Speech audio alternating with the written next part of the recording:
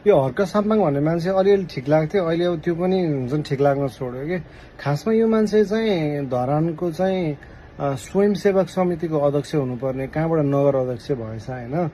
अनि अर्को कुरा चाहिँ के हो भने यो मान्छेले आफ्नो एजेन्डा अगाडि बढाएर चुनाव जिताए पनि होइन कि, बालनले युज गरेको चिन्हलाई युज गरेर यो मान्छेले जितेको होइन।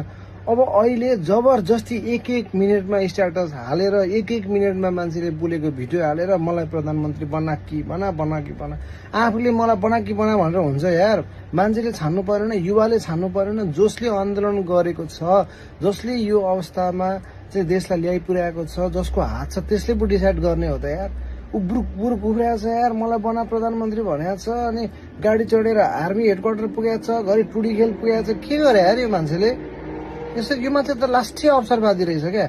यस्तो खालको अभिव्यक्ति त पहिला पनि दिइरहेको होइन। I don't think he deserves to be a prime minister of Nepal.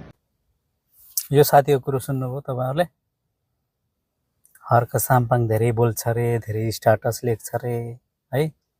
पहिला ठिक लाग्थ्यो रे, पछि चाहिँ ठिक लाग्नु छोड्यो रे, अनि अहिले ठिक लाग्दै होला होइन। हर्क साम्पाङलाई तिमीहरू जस्तोले चिन्दैनौ के, चिन्दैनौ, त्यो चिन्ने औकात छैन तिमीहरूको भाइ है।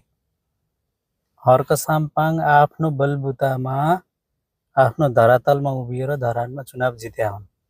कसैको बालेनको लौरो चिन्हले जित्या होइन हर्क साम्पाङले चुनाव है। अनि अर्को कुरो, जेनजी आन्दोलनपछि म देशलाई लिड गर्छु भनेर आएको थिएँ कि काठमाडौँ। म प्रधानमन्त्री बन्छु, म देशलाई लिड गर्छु, मैले जेनजीको माग पुरा गर्छु होइन, देशलाई म डिफ्रेन्ट दिशामा लान्छु है भनेर भनेको थिएँ। तर दिएनन् है। अनि विभिन्न ट्यापेहरूले मन्त्री पदहरू ल्याउ गरिरहेको थिए, बाँटिरहेको थिए होइन। नेपालमा नै भयो यस्तो चिजहरू। प्रधानमन्त्री बाँटिरहेको थिए नि, बाँटे, तर प्रधानमन्त्री दिन मानेनन् हर्क साम्पाङलाई। आज हालत के भयो देखिरह होला। त्यत्रो जेनजीहरू मरे होइन। अनि त्यसपछि के, जो ज्यान मार भनेका, जो भ्रष्टाचारी भनेका खुलेआम मार्केटमा घुमिरहेछन् त भाइ। अहिले हर्क साम्पाङ ठिक लाग्दै होला तिमीलाई होइन, अघि होइन। अनि त्यही भएर हर्क साम्पाङले प्रधानमन्त्री डिजर्भ गर्दैन रे। कसले गर्थ्यो? तिम्रो पुराना नेताहरूले। बालेनले किन प्रधानमन्त्री बन्न इन्कार गर्यो? हुनुपर्छ के दम।